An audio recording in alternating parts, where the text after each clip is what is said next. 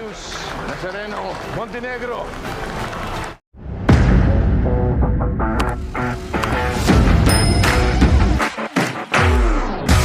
Matapos ang tensyon sa pagitan ni Tanggol at Miguelito, agad na kinausap ng pamilya Guerrero si Miguelito.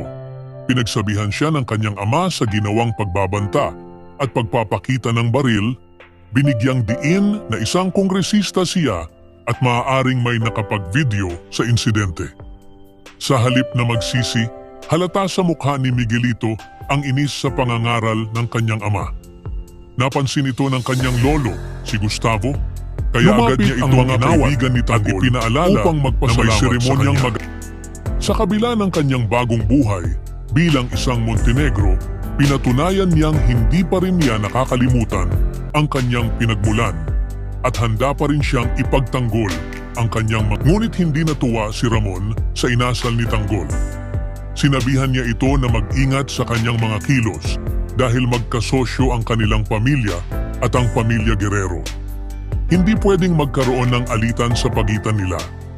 Napagtanto ni Tanggol ang kanyang pagkakamali at inamin na hindi tama ang kanyang naging reaksyon. Matapos ang lahat ng tensyon, itinuloy na ang seremonya. Ipinakilala ni Ramon ang tunay at kaisa-isang tagapagmana ng pamilya Montenegro, si Jesus Nazareno Montenegro, na walang iba kundi si Tanggol.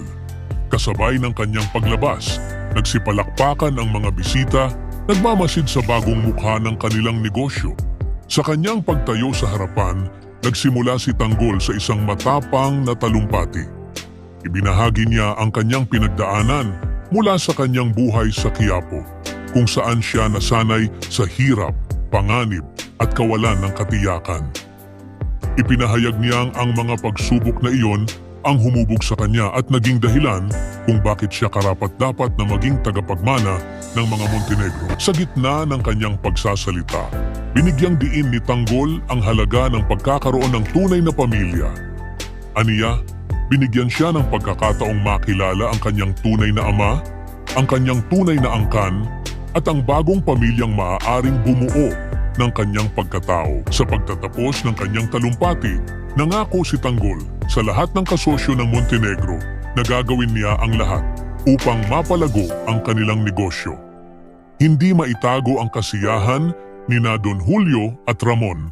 Sa kanyang pahayag, sa wakas, natagpuan na nila ang tunay na tagapagmana na magpapatuloy sa kanilang pangalan at legasiya. Samantala, bumalik si Marites sa kanilang tahanan matapos siyang mapalaya mula sa kulungan. Agad siyang sinalubong ng sigaw ni David na tinawag si Rigor. Galit na galit si Rigor sa kanyang pagbalik. Nagtataka kung paano siya nakalaya. Sa pagkakataong ito, sinulsulan ni David si Rigor. Sinabing walang iba kundi si Ramon Montenegro ang nagbigay ng pera upang mapalaya si Marites. Sa sobrang galit sa gitna ng kaguluhan, hindi siya nagdalawang si Santino upang tigilan ang kanyang ama.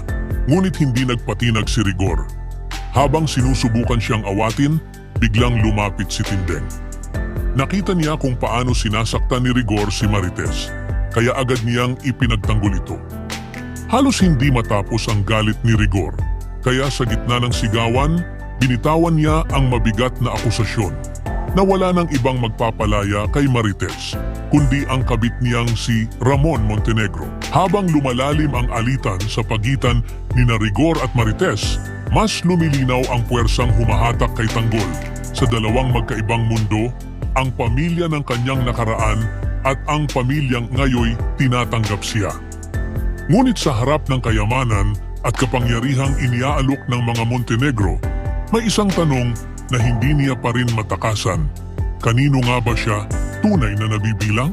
Ibahagi ang inyong saloobin sa comment section. Huwag kalimutang mag-subscribe at i-click ang notification bell. Maraming salamat sa panunood.